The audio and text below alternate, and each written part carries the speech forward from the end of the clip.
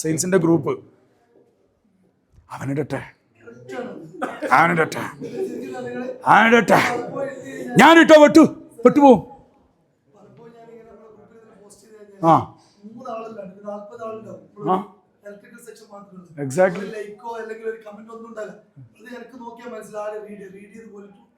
ഇല്ല ഇനി പുതിയൊരു പോളിസി, പുതിയൊരു പ്രൊഡക്റ്റിന്റെ ഫീച്ചേഴ്സ് എല്ലാം ഒന്നുമില്ല. ഇത് റെസ്പോൺസിബിലിറ്റി.